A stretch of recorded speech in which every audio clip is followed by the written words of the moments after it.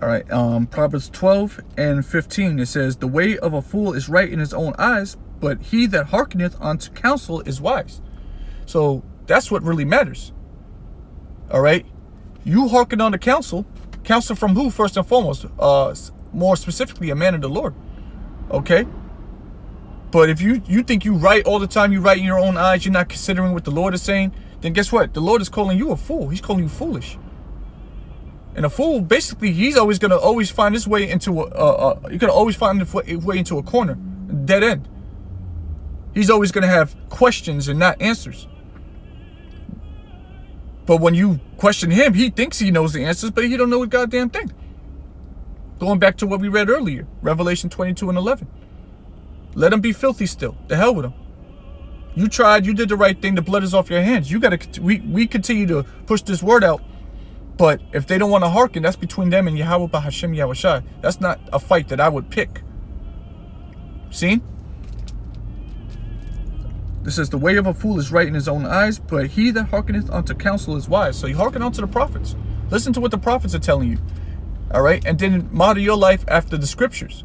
Not after what you think or what you believe, because you may be wrong.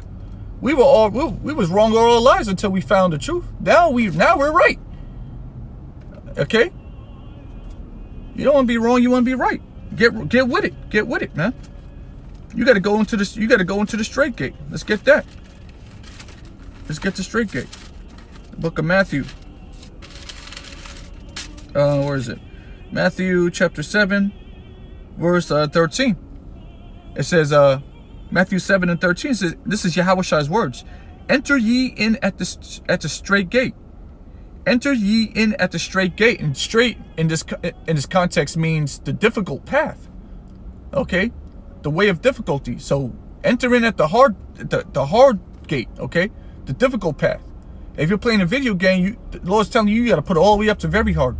Don't put it on easy, don't put it on normal. You got to put it all the way up to very hard. Expert level. We got to go in at the hard. You can't take the easy way in, all right? You can only go in one way. All right? You have to go into the hard path. So yes, you're going to have to do the work. You're going to have to do the work of the Lord. You're going to have to stop sinning to the best of your ability. Do your best. You're not going to be perfect. We know that. We're going to sin daily. But the point is that you got to show some fear. Just when you get dressed in the morning, you put it on different garments with different fabrics, and these are sins, but obviously we can't, well, there's not much we can really do about it. We have to go to the enemy for the one of all things. The scriptures tell us not to be over righteous.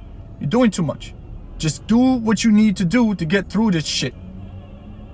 Okay? Enter ye in at the straight gate, for wide is the gate and broad is the way that leadeth to destruction, and many there be which go in thereat. So many are going to choose the way of destruction. They're going to choose the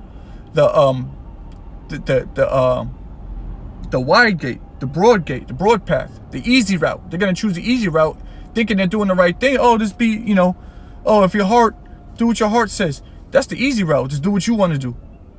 Well, guess what? The Lord said, don't do that. You have to go in at the straight gate. You got to do what I say. Not what you say, not what you think. Do what I say. Do what I told you to do. And then that way is going to lead to your salvation, your salvation, The other way is going to lead to death. Every time it's going to lead to death. It never fails. Because straight is the gate and narrow is the way which leadeth unto life, and few there be that find it. So it's only going to be few of us that are going to go into the right path. That's why this sanctuary is such a small sanctuary. You see brothers, you only see a few brothers in these camps. Maybe got some brothers out there watching and listening, taking notes. All together, a few thousand perhaps, maybe less than that. Real sincere brothers across the world. That's real, doing the work. If you really want to be technical about it, maybe a few thousand, maybe just over 1,000, who knows? That are actually really sincerely doing the work. Maybe, maybe more than that. I don't know. I'm just using the math from what I can see.